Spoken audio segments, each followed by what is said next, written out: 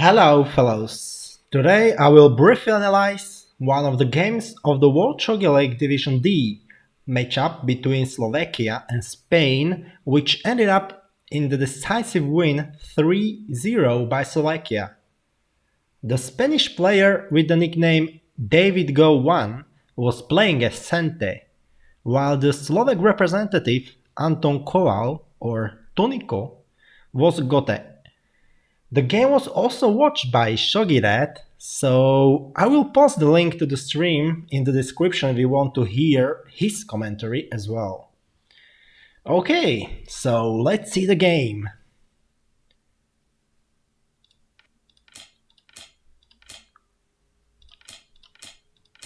Sente opted for the static rook, whereas Gote went for Sode bishop. Both players are kind of refusing to exchange bishops.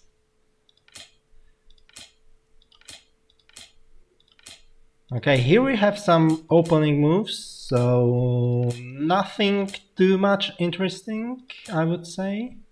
As you can see, Sente has a slight advantage.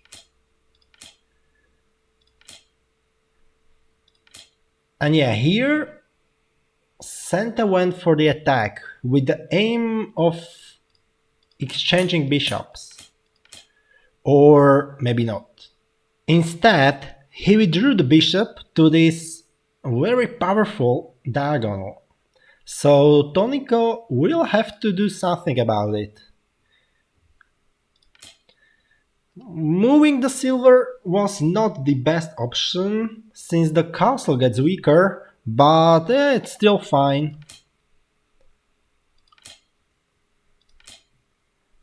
A nice rook swing by Sente.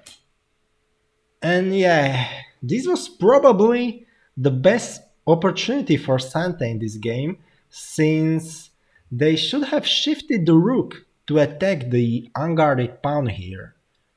So this kind of move, Gote would have to defend with the rook, which would get the rook to this previously mentioned powerful bishop's diagonal. So yeah, this seems quite powerful to me. Okay, anyways, let's go back. And here, instead of moving with the rook, Sente decided to push this pawn, which is an obvious mistake because you are weakening your castle side, so, or well, your king side. And yeah, tonyko correctly decided to push his own pawn, so bishop has to go back.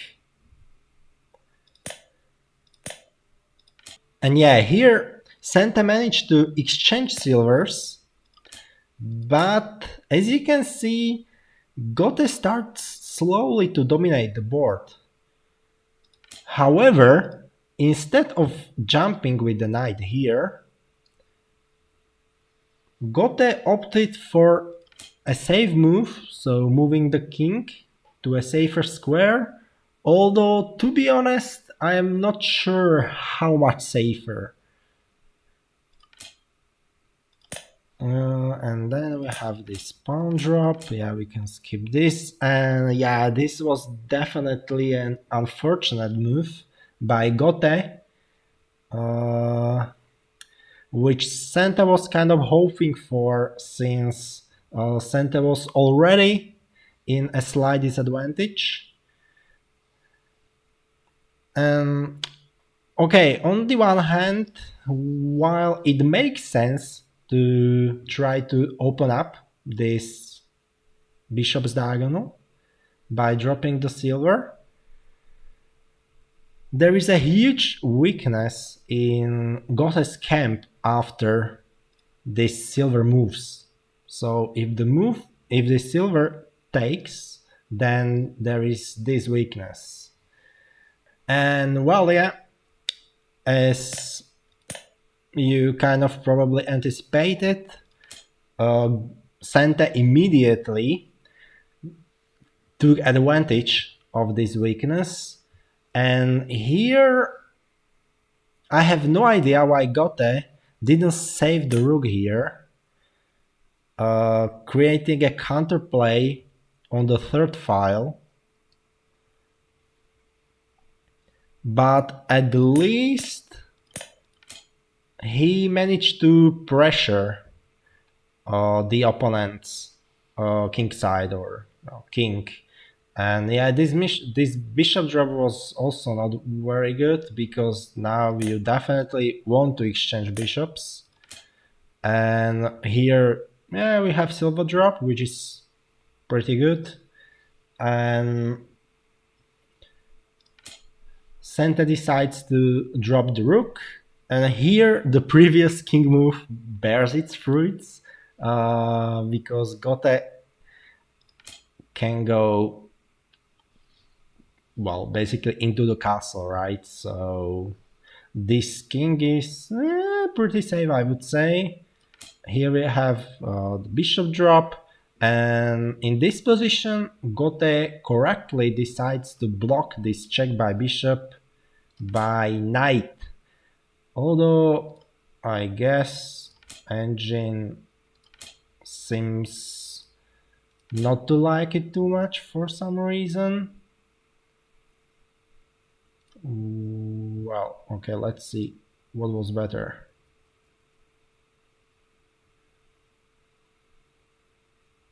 Oh, bishop? Really? Okay, so I guess dropping bishop was better because you are also attacking the bishop, but yeah, knight seems fine to me. The key is not dropping the silver because the silver will be probably quite useful in the attack later. So I have no issues with this knight jump. Like you can't take this rook anyways, right? But because yeah, it's pinned by the bishop, but still you are not using material in your hand. So okay, let's go back because this starts looking like some video by Hikaru Nakamura with all of those arrows. So here Sente tries to defend, but after Gote took the gold, uh, Sente decided to run away with the king, which is a huge mistake and basically the main turning point of this game, since there is going to be too much pressure aimed at the Sente's king. So here Tono decided to drop the bishop, which was a blunder, not the best way to attack. You definitely want to create pressure from basically in front of the king, not like from behind like this. But yeah, it's also really difficult to defend in this position as Sente, and actually the engine seems to propose a counterplay, so a counterattack by dropping the pawn here and creating some counterplays. So yeah, defending this is probably impossible. And yeah, after few more moves, actually there is a tsume in this position. So I will pause the video here and I will give you a few seconds to find. Should be a 5-move tsume.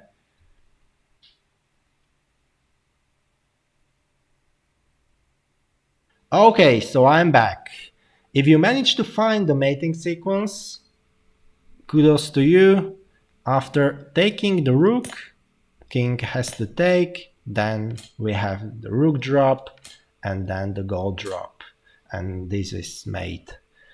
So this was the first opportunity for Gote to mate Sente, but Gote decided to drop the gold here, which also kind of makes sense because, well, you are trying to surround the opponent's king, but yeah, definitely not the most mesmerizing of attacking moves here. But yeah, basically almost anything wins this position. So after this gold drop, there is a mate because rook has to take it, and then you take with the bishop, and you promote the bishop, and this is mate.